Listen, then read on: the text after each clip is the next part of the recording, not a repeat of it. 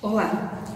Na questão 768 do Livro dos Espíritos, nós temos a informação de que os homens precisam do convívio social para que possam desenvolver suas faculdades. A partir da união social, os homens, todos os homens, se completam para o bem-estar e para o progresso. Eu cheguei aqui hoje e senti muita falta de todos os meus amigos. Eu espero que vocês, em todos os lares, consigam receber as nossas vibrações de paz e de amizade.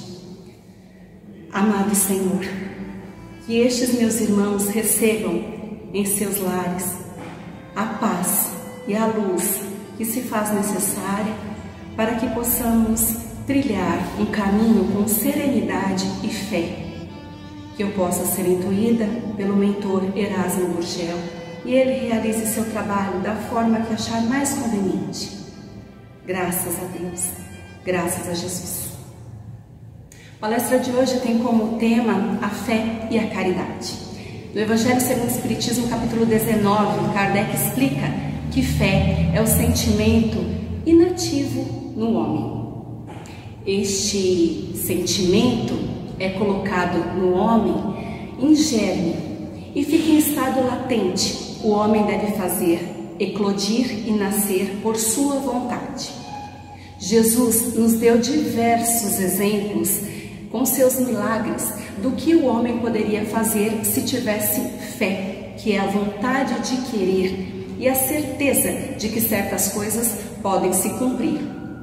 No Evangelho de Mateus, capítulo 17, versículos de 14 a 20, um homem se lança aos pés de Jesus, de joelhos, e diz: Senhor, tende piedade do meu filho que é lunático, sofre muito, cai na água e no fogo. Eu apresentei aos discípulos que não puderam curá-lo. E Jesus diz: ó raça incrédula e depravada, até quando estarei entre vós? Até quando sofrerão? Traz a criança. A criança é então entregue a Jesus, ele ameaça o demônio que é expulso e a criança é curada. Os discípulos procuram Jesus em particular e questionam: Mestre, por que não pudemos expulsar o demônio? E Jesus explica: foi por causa da incredulidade de vocês. Se tivessem fé como um grão de mostarda, diriam a esta montanha: transporta-te daqui para ali. Ela se transportaria e nada vos seria impossível. Desta forma, Kardec nos explica que aquele que tem confiança em si mesmo pode realizar coisas que não faria se duvidasse de si. As montanhas são definidas como todas as adversidades, as dificuldades, as tribulações que você vai encontrar no decorrer da sua vida. Elas vão aparecer como a má vontade dos homens, como os preconceitos de todos os tipos, fanatismo, incredulidade, más paixões, interesses materiais. Quem tem a fé robusta adquire perseverança, adquire energia e recursos que são suficientes para transpor estas dificuldades. Portanto, a fé é a confiança que você tem de que alguma coisa vai se cumprir.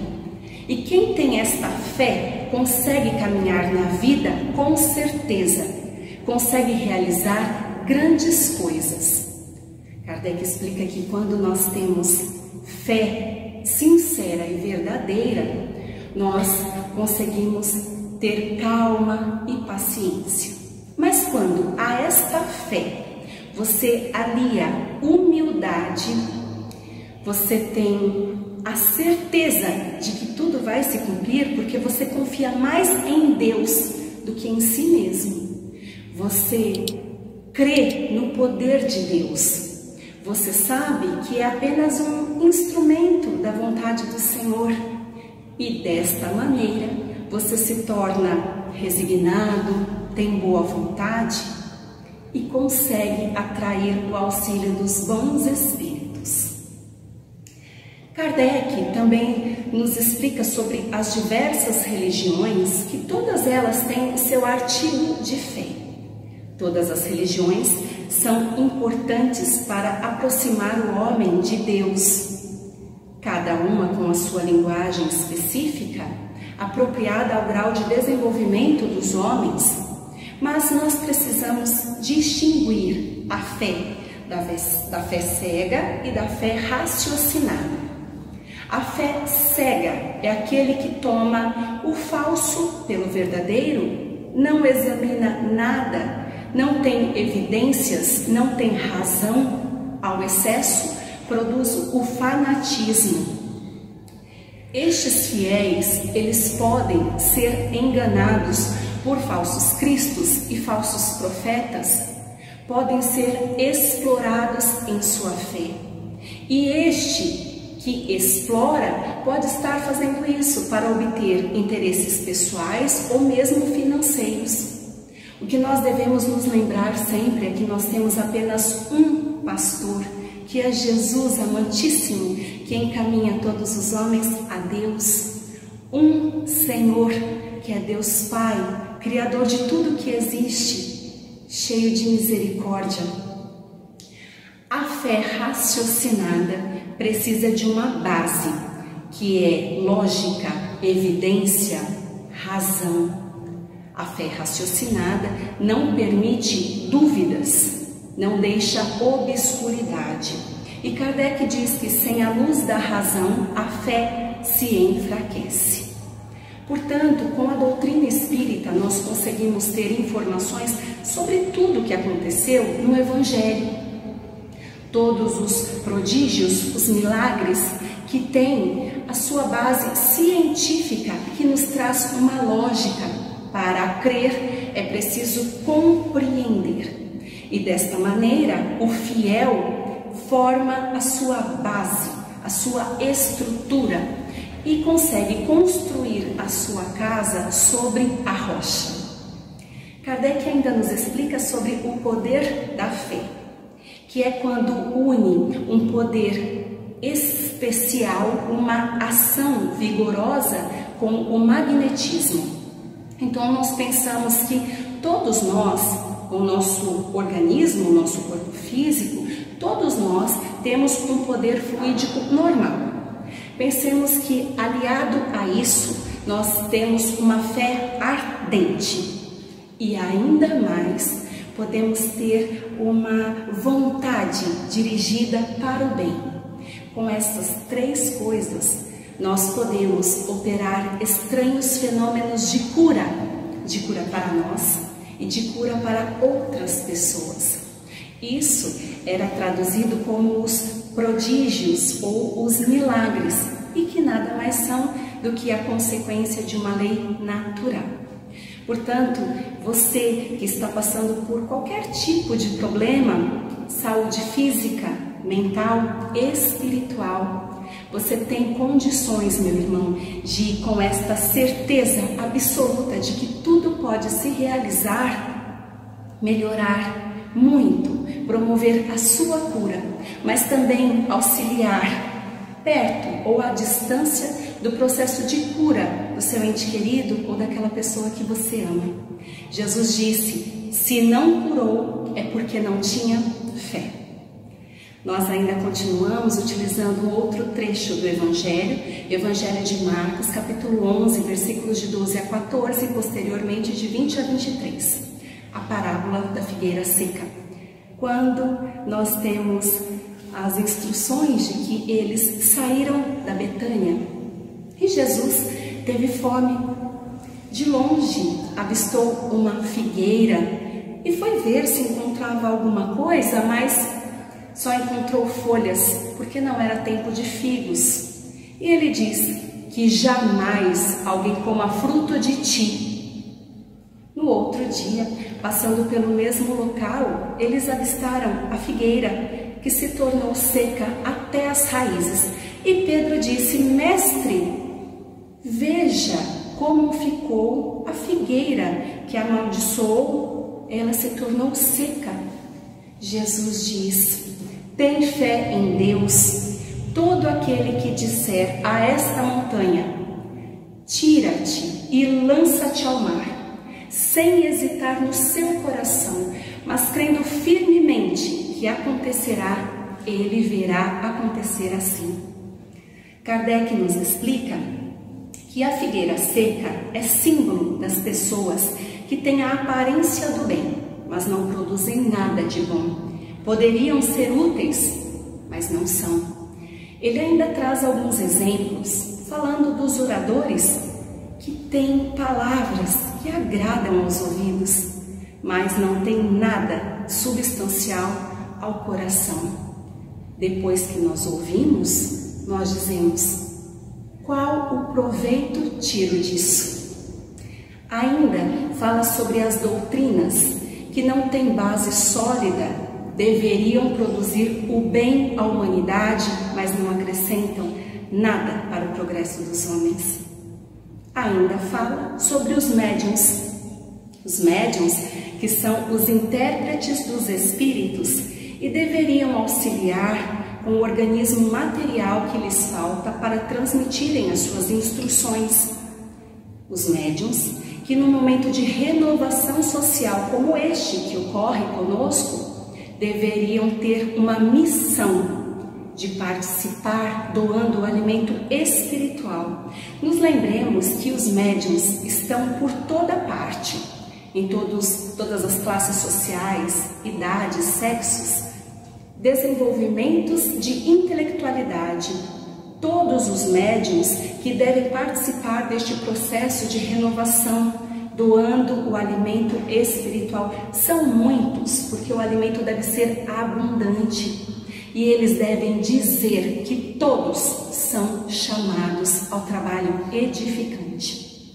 Mas quando a mediunidade, ela é utilizada para fins fúteis, nocivos, de interesses mundanos, quando ela não é proveitosa para si e para os demais, este médium se torna como uma figueira estéril.